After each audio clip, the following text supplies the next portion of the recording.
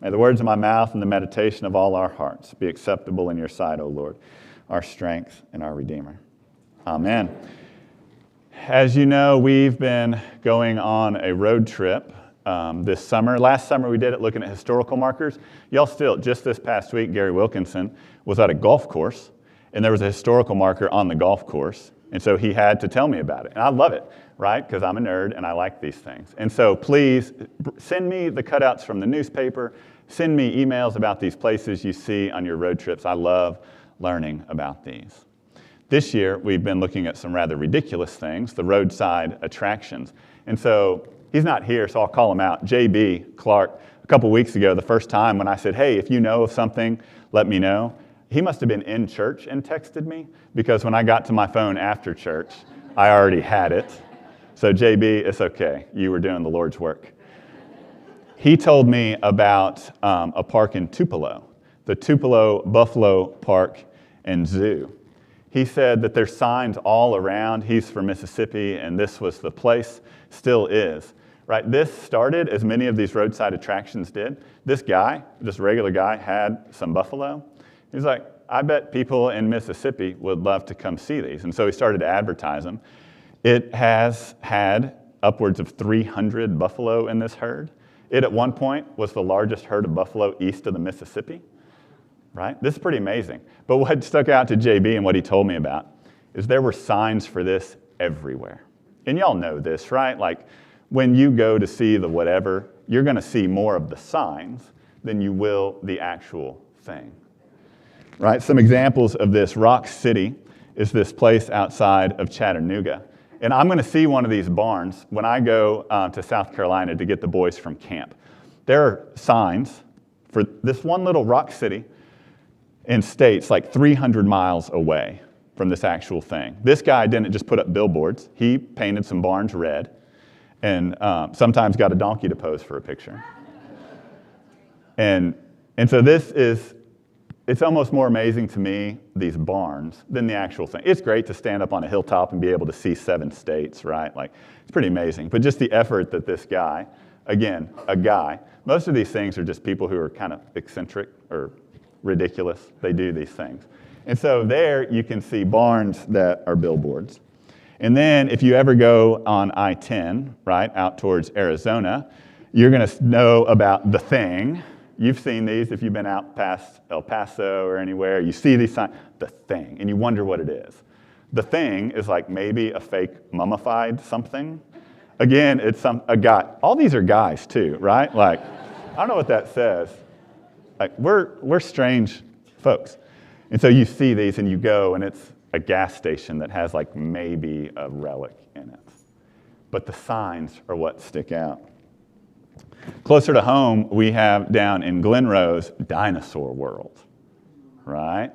You know, if you've ever been there, Dinosaur World is full of like these giant, it's probably a guy that built these things or bought them. But here, like, you stick a giant dinosaur up, you put a billboard, say you missed it, right? The signs are extravagant, the signs are big, the signs tell you about these grand things, and you go and it's like a papier-mâché dinosaur. Or you go and it's maybe concrete that's been plastered to look like a mummified something. Or maybe it's just a hillside with a great view. But for my money, my favorite signs for roadside attractions are Buc-ee's.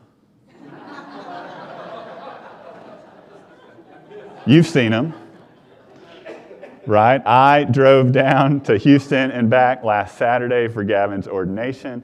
And if you know, right, like, you got to get to Centerville. You've got to get down there. It's halfway between. They put up a nice Buc-ee's. You know, if you go to Austin, if you go, I can tell you where the Buc-ee's is on the way to South Carolina, right?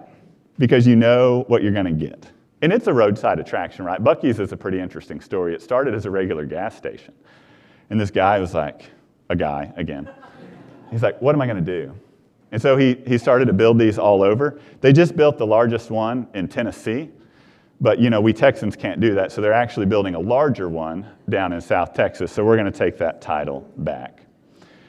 But what strikes me about Buc-ee's is, what are they advertising? Most of the Buc-ee's billboards are about restrooms, right? It's not about anything grand. It's not about the thing. It's not about dinosaurs. It's not about a great view. It's not about grand. It's about we are going to do the simple things better than anyone else. And for Buc-ee's, that actually means they're going to focus on the thing they do. Buc-ee's, you can't go there with a tractor trailer, right? Some of them have spots for those, but a lot of them they don't, because they're going to focus on the car tourists. And so what are they going to have? They're going to have decent barbecue, and they're going to have the cleanest restrooms you can find. I think that's what Jesus is getting at, not Buc-ee's. But I think that's what Jesus is getting at in our gospel today. It's not always the grand, it's not always the big, it's not always the monumental.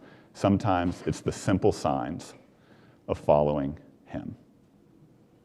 Matthew 10 that we've been reading through these last several weeks, it's the missionary discourse. It's him standing in front of his 12 disciples, apostles. He's sending them out.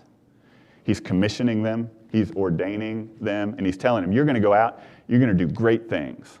And if you've been paying attention these last couple weeks, right, like this is not necessarily something I would sign up to do. He's like, go to the lost sheep, proclaim to them, cast out demons, raise the dead, cleanse lepers, like do these great things that someone's going to put a billboard up and says, cleanse the leopard, you just missed it. Take no gold, no silver, no copper, no bag for your journeys, wherever you go except their hospitality. I'm sending you out like sheep amidst the wolves. Beware of people, they'll hand you over to be imprisoned and tortured. He goes on to say, don't fear those who cannot kill you. He goes on to say, I've not to bring peace but a sword. Jesus says plenty about grand and big and extravagant in Matthew 10 when he's sending out the disciples. But as he's wrapping up this missionary discourse, this is the last thing he says to his disciples before he sends them out. Because he reminds them that the Christian life is not all about the grand and the big and the extravagant. The Christian life is about welcoming. The Christian life is about hospitality. The Christian life is about giving a cup of water to someone who needs it. And so on this Sunday, where our other readings are about prophets and prophets who go out and do big things, we're reminded that those of us who welcome prophets, those of us who are kind and hospitable, those of us who offer what we can, we're going to get the prophet's reward. Because when it comes to serving God, there's no hierarchy. When it comes to serving God, we're all brothers and sisters and siblings pursuing the same mission. And so some people are set apart, like we have our jobs to do, right? Like I'm a priest, I have certain things I can do. Gavin, Io, our deacons, they have certain things. Diana, they have certain things they can do. But like my first advice for you, don't do more than like you think you should, right? Because when we try to do everything, we don't actually let the people of God do what the people of God are supposed to do. Because the people of God, y'all are the mission of the church. We all together welcome. We all together show hospitality. We all together give a cup of cool water. And so maybe you want to think about how you want to get involved, how you want to serve God in this place. One thing we're going to do, I've been here 2 years now. Gavin's been here 2 minutes. And so we're ready to move into the next phase. I think I have a good handle on this place. And so the vestry and I started this past spring looking at core values, looking at the mission of this place, looking at who we are, who we want to be, and how we want to serve God in this world. The vestry started that work already, and starting in a month or two, we're going to invite everyone else into that work. And we're going to do it in any number of ways.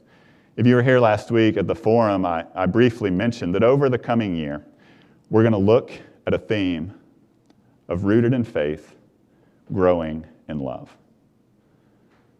Right? We, as the people of St. Martin's, we are rooted in a place, we are rooted in a faith, we are rooted in a tradition. But it extends well beyond this place. And so we're going to look at the ways we can grow in love with each other, with our neighbors, and around the world. And so we're going to have time to come together, and we're going to get to talk about what we love about this place, what we see as the core values of this place. We're going to look at our own lives, and we're going to do spiritual gifts inventories and figure out what has God uniquely called us to do. What are the things that only you can do in this place? What are the things that only you can do in this place? We're going to look at our faith and what it means to follow Jesus. We're going to look at the world around us and what it means to be a beacon of light in a world that too often wants to overcome everything with darkness. We're going to spend some significant time doing that. And it doesn't have to be big and grand. We don't have to do everything. In fact, we're going to burn ourselves out if we as a church, if we as clergy, if we as the people of God try to do everything. We're going to figure out what we, as St. Martin's, are uniquely equipped and positioned to do. And we're going to figure out how to do that.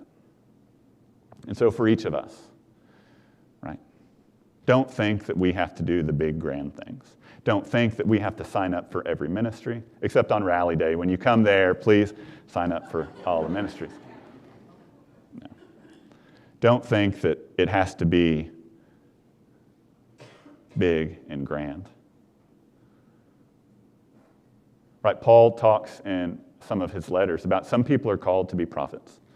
Some people are called to be apostles, some teachers, some to do lots of different things. And some of y'all are called to do some of those things. And we want to help figure out what are you called to do and how are you going to do that in this place. We're also going to figure out what St. Martin's is called to do. Because when we put that billboard on 1709, so people drive down, if we put a billboard on 1709, I don't know. We'll have to see what the ROI is on that. What would that billboard say about us? What would that billboard say about you as a follower of Jesus? It doesn't have to announce anything big. It doesn't have to announce the greatest, the biggest, the best. What it has to announce is that we are faithful people. What it has to announce is that we are doing the job that God has equipped us and called us and sent us to do. Amen.